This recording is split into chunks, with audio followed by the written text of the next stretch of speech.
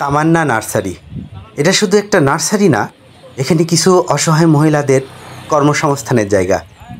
নারী উদ্যোক্তা জনাব রওশনার আপা কিছু সংখ্যক মহিলা কর্মী নিয়ে এখানে গড়ে তুলেছে জৈব সার উৎপাদনের কারখানা। এখানে প্রাকৃতিকভাবে জৈব সার তৈরি হয়।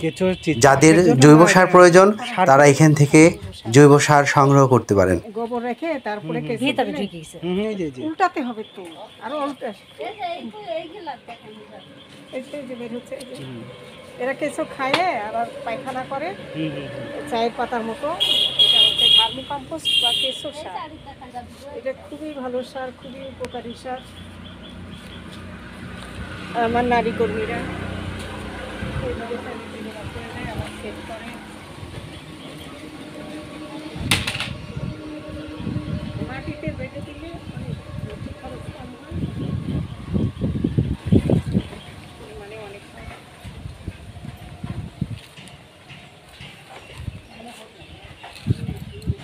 বাংলাদেশের মাটিতে জৈব সার কমে গেছে তো, ব্যবহার করে না কৃষকেরা, রাসায়নিক দিয়ে দিয়ে জমি এত নষ্ট করতেছে। যেখানে টিএসপি ব্যবহার করলে মাটি পাথরের মতো হয়ে যাবে, ইউরিয়া ব্যবহার করলে অম্ল হয়ে যাবে। ওইটাই হয় ভার্মি কম্পোস্ট বা বাংলায় কেঁচো সার। কেঁচো সার, হ্যাঁ, এটা জমির জন্য খুবই ভালো। মাটি বাংলাদেশের জমি। এখানে কি বিক্রি হয় সার? হ্যাঁ, বিক্রি করি। এটা কেমন ভাবে বিক্রি করেন এখানে? 15 টাকা কেজি করে বিক্রি করি। 15 টাকা কেজি করে এই জৈব সার বিক্রি করেন, ঠিক না? সারের ডিলার আছে, সে ডিলার এরা বেশি নেয় তো। আচ্ছা আচ্ছা। সারটা হলো গোবর আছে, এর মধ্যে কেঁচো আছে। গোবরের উপরে কেঁচো রেখে দেওয়া হয়। চলে এখানে কেঁচোটা বের হচ্ছে। এই যে এখানেই কত, এই যে এখানে এটা আবার উপরে দিতে হবে। খালি হলে ওর মধ্যে কেঁচো আছে। কেঁচো এগুলো গোবর খেয়ে পায়খানা করে করে তারপরে ইয়ে করে, ঠিক না? এই গোবরটা কোথা থেকে নিয়ে আসেন? কৃষকদের কাছ থেকে কিনে নিয়ে আসেন না? গরু পালার ঝামেলা।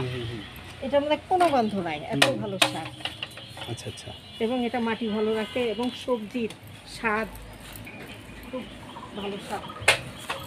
এখানে দেখি টুকটাক গাছও লাগানো আছে, আমের গাছ আছে।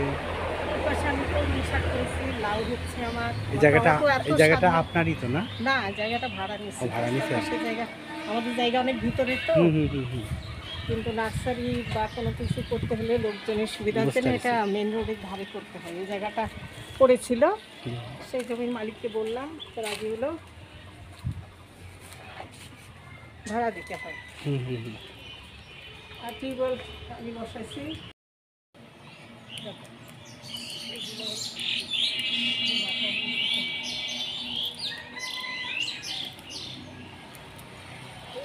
গত বছর